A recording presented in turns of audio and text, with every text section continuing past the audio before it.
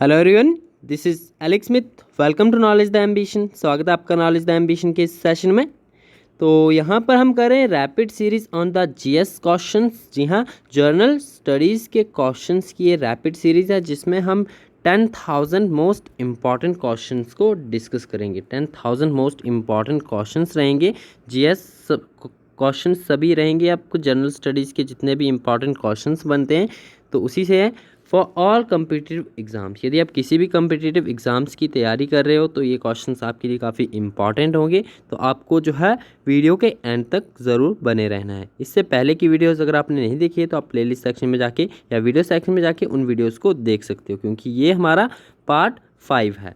आज के इस पार्ट 5 में आज का ये टॉपिक डिस्कस करेंगे हम पूर्व मध्यकाल दक्षिण भारत। पूर्व मध्यकाल जो दक्षिण भारत था उससे संबंधित जितने भी इम्पॉर्टेंट प्रश्न बनते हैं उनको इस वीडियो में हम डिस्कस करने वाले हैं। तो वीडियो के एंड तक आपको बने रहना है। स्टार्ट करने से पहले यदि आप चैनल पर पहली बार आए हैं तो चैनल को सब्सक्राइब जरूर कर लें और नोटिफिकेशन बेल को भी ऑन कर लें ताकि आने वाले सभी रेगुलर अपडेट जो हैं आप तक रेगुलरली पहुँचते रहें। तो स्टार्ट करते हैं। दक्षिण भारत से पहला क्वेश्चन है हमारा, चालुक्य वंश का सबसे प्रतापी राजा कौन था? तो इस क्वेश्चन का सही आंसर है पुलकेशिन सेकंड। जो पुलकेशिन सेकंड था वो चालुक्य वंश का सबसे प्रतापी राजा था। चालुक्य वंश के बारे में आपने सुना होगा। चालुक्य वंश दक्षिण भारत में था। तो इस वंश का जो सबसे प्रतापी यानी सबसे शक्तिशाली राजा जो था वो था पुलकेशिन सेकंड। ये इसका सही आंसर है। क्वेश्चन नंबर 2 है, कौन सा शहर चोल राजाओं की राजधानी था? तो चोल राजाओं की राजधानी जो था वो तंजौर शहर था। ये इसका सही आंसर है। तंजौर शहर जो था वो चोल राजाओं की राजधानी था। क्वेश्चन नंबर 3 है, श्रीलंका पर विजय प्राप्त करने वाला प्रसिद्ध राजा कौन था? तो श्रीलंका पर विजय प्राप्त करने वाला जो प्रसिद्ध राजा था वो था राजेंद्र फर्स्ट। राजेंद्र फर्स्ट जो था वो श्रीलंका पर विजय प्राप्त करने वाला प्रसिद्ध राजा था। इसका राइट आंसर है राजेंद्र फर्स्ट। नेक्स्ट है क्वेश्चन नंबर 3। पूछा गया है, तंजौर में स्थित राज राजेश्वर मंदिर का निर्माण किसने करवाया था? अब राज राजेश्वर मंदिर ये स्थित है कहाँ पर? तंजौर में। तो इसका निर्माण जो है इसका निर्माण किसने करवाया था? इसका निर्माण करवाया था राज राजा प्रथम ने। ये राजा का नाम है राज राजा प्रथम ने है राज राजेश्वर मंदिर का निर्माण करवाया था जो कि तंजौर में स्थित है। क्वेश्चन नंबर 4 है, किस राष्ट्रकूट शासक ने पहाड़ी काटकर एलोरा के विश्वविख्यात कैलाशनाथ मंदिर का निर्माण करवाया था? तो ये जो प्रसिद्ध मंदिर कैलाशनाथ का मंदिर है इसका निर्माण करवाया था कृष्ण प्रथम ने। और ये राष्ट्रकूट शासक थे तो इनका नाम आपको पता होना चाहिए। इन्होंने ही विश्वविख्यात जो एलोरा को काट कर कैलाशनाथ मंदिर का निर्माण करवाया था। नेक्स्ट है क्वेश्चन नंबर 5, राष्ट्रकूट साम्राज्य का संस्थापक कौन था? तो राष्ट्रकूट साम्राज्य का जो संस्थापक था वो था दंती दुर्ग। दंती दुर्ग जो था वो राष्ट्रकूट साम्राज्य का संस्थापक था। नेक्स्ट है क्वेश्चन नंबर 6, किस राजवंश ने श्रीलंका और दक्षिण पूर्व एशिया को जीता था? अब उस राजवंश का नाम बताना है जिसने कि श्रीलंका और दक्षिण पूर्व एशिया को जीता था। तो इस वंश का नाम था चोल वंश। चोल वंश ने जो है वो श्रीलंका और दक्षिण पूर्व एशिया को जीता था। नेक्स्ट है क्वेश्चन नंबर 7, विरूपाक्ष मंदिर का निर्माण किसने करवाया था? विरूपाक्ष मंदिर का निर्माण जो करवाया था वो करवाया था चालुक्य ने। चालुक्य वंश के जो चालुक्य वंश था इसी वंश में स्थापित किया गया था विरूपाक्ष मंदिर। तो इसका राइट आंसर चालुक्य है। नेक्स्ट है क्वेश्चन नंबर 8,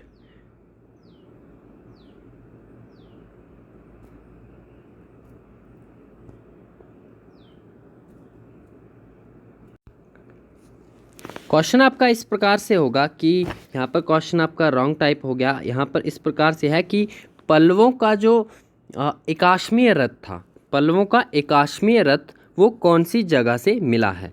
तो इसका राइट आंसर है महाबलीपुरम। महाबलीपुरम से मिला है पल्लवों का एकाश्मीय रथ। इंपॉर्टेंट क्वेश्चन है तो आपको ध्यान में रखना है। पल्लवों का एकाश्मीय रथ जो था वो महाबलीपुरम से मिला है। नेक्स्ट है आपका क्वेश्चन नंबर 9, होयसल की राजधानी कहाँ थी?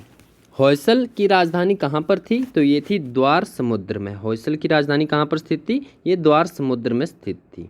नेक्स्ट है क्वेश्चन नंबर 10, पूछा गया है यादव सम्राटों की राजधानी कहाँ पर थी? यादव जो सम्राट हुआ करते थे उनकी राजधानी कहाँ पर थी? तो यादव सम्राटों की राजधानी जो थी वो देवगिरी में थी। ये इसका सही आंसर है, देवगिरी में थी यादव सम्राटों की राजधानी। नेक्स्ट है आपका क्वेश्चन नंबर 11, किस शासक ने अरब सागर में भारतीय नौसेना की सर्वोच्च तथा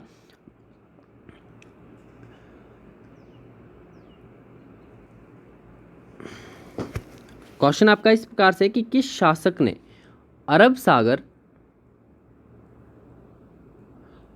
में भारतीय नौसेना की सर्वोच्चता जो थी वो स्थापित की थी?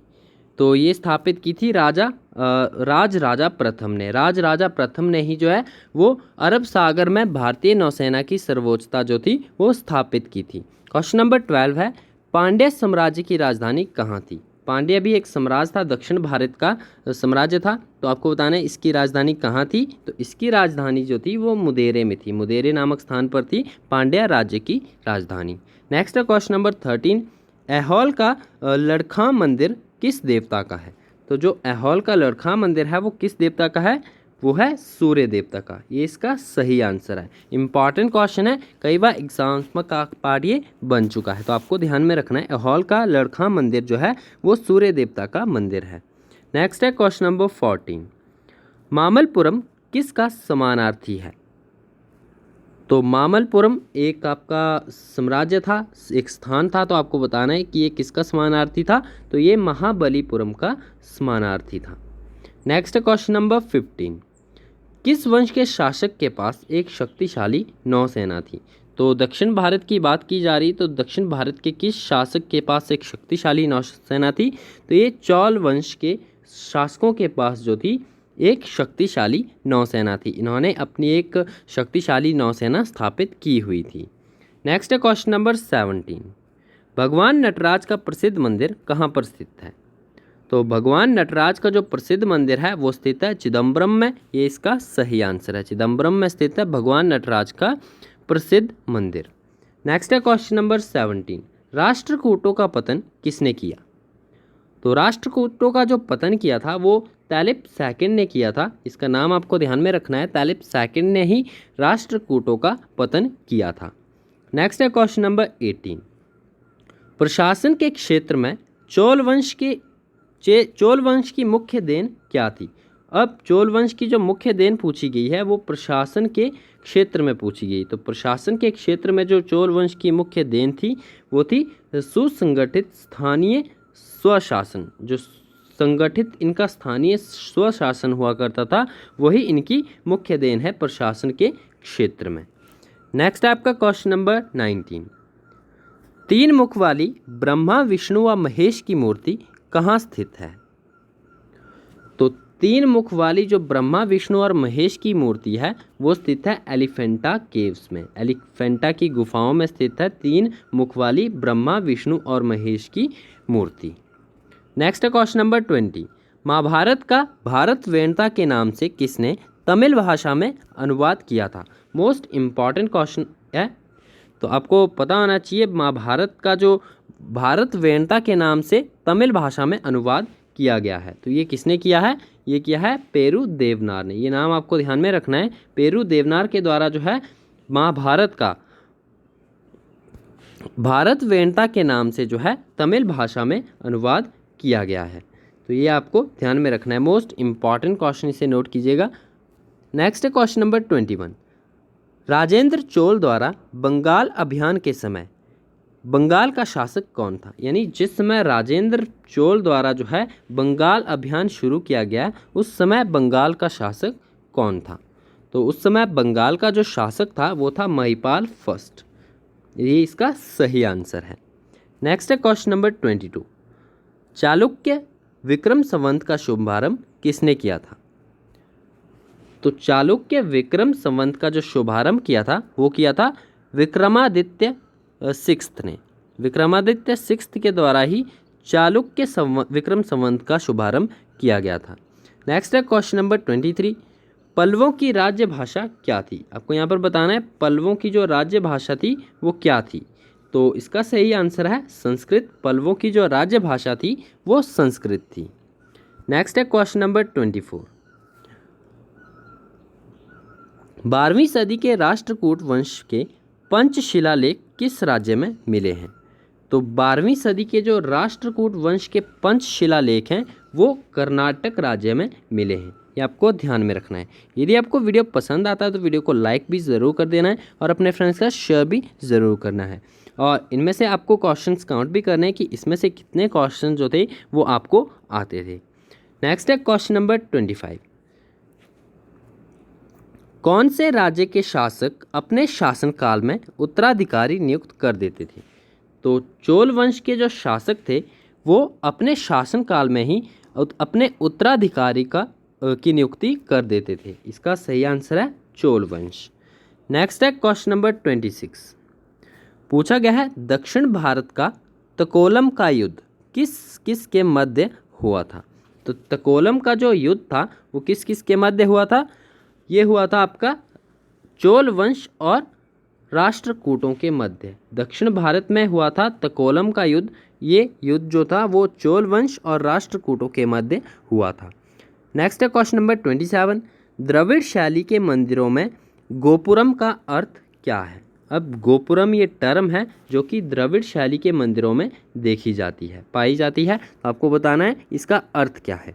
तो इसका अर्थ है तोरण के ऊपर बने अलंकृत व बहुमंजिला भवन।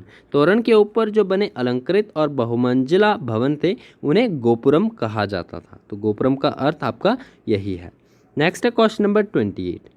चोलों का राज्य कहाँ तक फैला था? दक्षिण भारत में जो चोलों का राज्य फैला था वो कहाँ से कहाँ तक फैला था? वो फैला था कोरोमंडल तट से दक्कन के कुछ भाग तक। ये इसका सही आंसर है। नेक्स्ट है क्वेश्चन नंबर 29। चोल शासकों के समय बनी प्रतिमाओं में सबसे विख्यात कौन सी प्रतिमा थी? तो चोल शासकों के समय में बनी जो प्रतिमाएं थी उसमें से सबसे विख्यात जो थी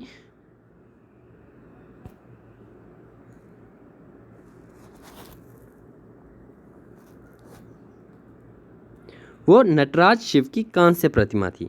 ये आपको ध्यान में रखना है। चोल वंश जो चोल शासकों के समय में कई अन्य प्रतिमाओं का निर्माण भी हुआ था, लेकिन जो सबसे विख्यात थी, सबसे विख्यात प्रतिमा कौन सी? नटराज शिव की कांस्य प्रतिमा। नेक्स्ट है क्वेश्चन नंबर 30। चोल युग किसके लिए प्रसिद्ध था?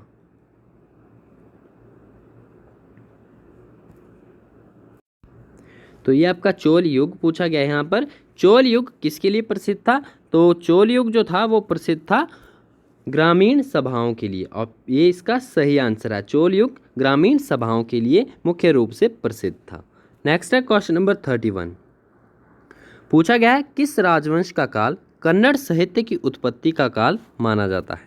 तो कन्नड़ साहित्य की उत्पत्ति का काल जो माना जाता है वो राष्ट्रकूट राजवंश का काल माना जाता है। ये इसका सही आंसर है। नेक्स्ट है क्वेश्चन नंबर 32। होयसल स्मारक कहाँ पर स्थित है? होयसल से संबंधित प्रश्न हम पहले भी डिस्कस कर चुके हैं। तो होयसल स्मारक आपको यहाँ पर बताना है कि होयसल स्मारक कहाँ पर स्थित है। तो होयसल स्मारक जो है वो स्थित है मैसूर और बंगलुरु में। ये दोनों जगह पर होयसल स्मारक स्थित है। और होयसल की राजधानी कहाँ पर थी? ये द्वार समुद्रम में थी। तो ये आपको ध्यान में रखना है। Next question number 33। चोलों द्वारा किसके साथ घनिष्ठ राजनीतिक व वैवाहिक संबंध स्थापित किए गए थे? तो चोलों द्वारा जो थे वो घनिष्ठ राजनीति व वैवाहिक संबंध स्थापित किए गए थे वेंगई के चालुक्य के साथ। जो वेंगई के चालुक्य थे उन्हीं के साथ इनके घनिष्ठ राजनीतिक व वैवाहिक संबंध स्थापित किए गए थे। Next question number 34। चोल काल में निर्मित नटराज की कांस्य प्रतिमाओं में देव आकृति कैसी थी? ये भी मोस्ट इम्पॉर्टेंट क्वेश्चन है, कई बार एग्जाम का पार्ट ये बन चुका है। तो चोल काल में निर्मित नटराज की जो कांस्य प्रतिमा थी वो कांस्य प्रतिमाओं में देव आकृति कैसी थी? वो चतुर्भुज थी। ये इसका सही आंसर है। नेक्स्ट है क्वेश्चन नंबर 35।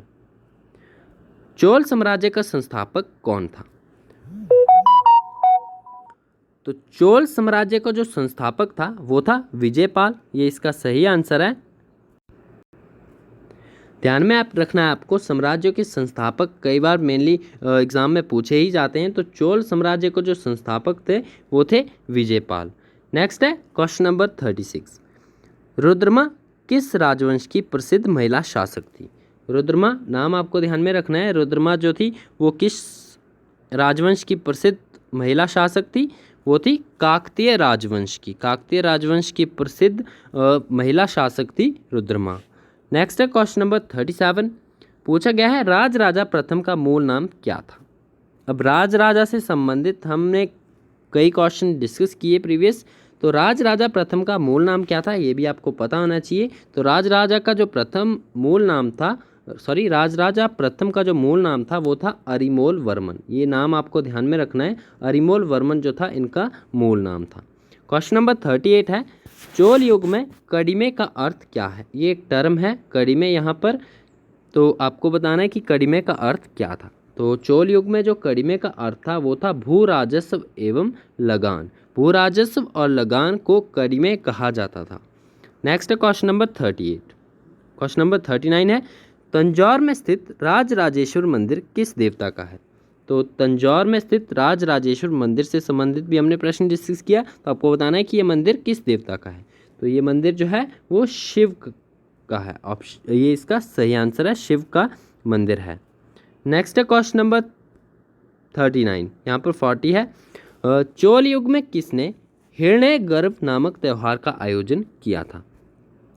तो हिरण्यगर्भ नामक त्यौहार का जो आयोजन किया गया था वो चोल युग में किया गया था और लोक महादेवी द्वारा किया गया था। ये इसका सही आंसर है, लोक महादेवी द्वारा हिरण्यगर्भ नामक त्यौहार का आयोजन किया गया था। क्वेश्चन नंबर 40 है, चोल युग में सोने के सिक्के क्या कहलाते थे? अब चोल युग में जो सोने के सिक्के थे वो क्या कहलाते थे? तो वो कुलुजू कहलाते थे। ये इसका नाम है, कुलुजू नाम से जो है चोल युग में सोने के सिक्के कहे जाते थे। नेक्स्ट है क्वेश्चन नंबर 41, चोल युग में युद्ध में विशेष पराक्रम दिखाने वाले योद्धा को कौन सी उपाधि दी जाती थी? तो युद्ध में विशेष पराक्रम दिखाने वाले योद्धाओं को जो थी क्षत्रिय शिखमणि की उपाधि दी जाती थी। नेक्स्ट है क्वेश्चन नंबर 42, पूछा गया है पुलकेशिन द्वितीय किसके समकालीन थे? तो पुलकेशिन द्वितीय जो थे वो हर्षवर्धन के समकालीन थे। आपको ध्यान में रखना है, पुलकेशिन द्वितीय जो थे वो हर्षवर्धन के समकालीन थे। और पुलकेशिन जो थे वो चालुक्य वंश के सबसे प्रतापी राजा भी थे। तो ये भी आपको ध्यान में रखना है। नेक्स्ट है क्वेश्चन नंबर 43, कांची के कैलाशनाथ मंदिर का निर्माण किसने करवाया था? अब एक कैलाशनाथ मंदिर को हम पहले भी डिस्कस कर चुके हैं और ये आपका नेक्स्ट वन है, ये कांची का कैलाशनाथ मंदिर है। तो कांची का जो कैलाशनाथ मंदिर है इसका निर्माण नरसिंह वर्मन जो कि द्वितीय थे, नरसिंह वर्मन सेकंड द्वारा कांची के कैलाशनाथ मंदिर का निर्माण करवाया गया था। नेक्स्ट है क्वेश्चन नंबर 44, होयसल वंश का अंतिम शासक कौन था? तो होयसल वंश की राजधानी कहाँ पर थी? ये आपको पहले भी मैं आपको बता चुका हूँ। होयसल वंश की जो राजधानी थी वो द्वार समुद्रम में थी। और होयसल वंश का जो अंतिम शासक था वो था वल्लाल तृतीय। वल्लाल तृतीय नाम से शासक था जो कि होयसल वंश का अंतिम शासक था। नेक्स्ट है क्वेश्चन नंबर 45, चोल राजाओं ने किस धर्म को संरक्षण प्रदान किया था?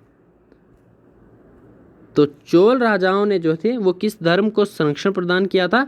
वो किया था शैव धर्म को। ये इसका सही आंसर है। नेक्स्ट आपका क्वेश्चन नंबर 46, विचित्र चित्त की उपाधि किस पल्लव वंश के शासक ने धारण की थी? ये विचित्र पित्त नामक ये उपाधि है। आपको बताना है कि किस पल्लव वंश के शासक ने जो थी ये धारण की थी। तो ये महेंद्र वर्मन सेकंड द्वारा विचित्र चित्त की उपाधि धारण की गई थी। नेक्स्ट है क्वेश्चन नंबर 47, श्रृंगार दीपिका की रचना किसने की थी? ये भी मोस्ट इम्पॉर्टेंट क्वेश्चन है, तो इसको भी आपको ध्यान में रखना है। श्रृंगार दीपिका की रचना जो थी वो वेंकट माधव द्वारा की गई थी। तो ये थे हमारे आज के कुछ इम्पॉर्टेंट क्वेश्चंस रैपिड सीरीज से। आई होप आपके लिए सभी बेनिफिशियल रहेंगे। यदि आपको वीडियो पसंद आता है तो वीडियो को लाइक ज़रूर करना है और अपने फ्रेंड्स के साथ शेयर जरूर करना है। और चैनल पर पहली बार आए तो चैनल को सब्सक्राइब भी ज़रूर कर लें और नोटिफिकेशन बेल को ऑन कर लें। और इसी के साथ आप कमेंट बॉक्स में मुझे अपना स्कोर ज़रूर बताइएगा कि इसमें से कितने क्वेश्चंस आपको आते थे। यदि आप इस सीरीज़ में कोई भी इम्प्रूवमेंट चाहते हो तो आप वो भी बता सकते हो। अदरवाइज़ अगर आप चैनल पर पहली बार आए हैं तो डेली बेसिस पर आप ज़रूर ज्वाइन कीजिएगा। इसी के साथ हम कंप्यूटर के जो क्वेश्चन है उसे सेपरेटली डिस्कस करते हैं, क्योंकि कंप्यूटर आपके हिमाचल प्रदेश यूनिवर्सिटी एग्ज़ाम्स के रिगार्डिंग काफ़ी मात्रा में वहाँ पर सिलेबस में बताया गया है, तो उसे हम सेपरेटली डिस्कस करते हैं। तो जल्द से जल्द सभी वीडियोज़ आपको कंप्लीट करवा दी जाएंगी। आप नॉलेज द एम्बिशन पर बने रहिए। तो आज की इस वीडियो में इतना ही, मिलते हैं नेक्स्ट वीडियो में। Thanks for watching and best of luck for your bright future.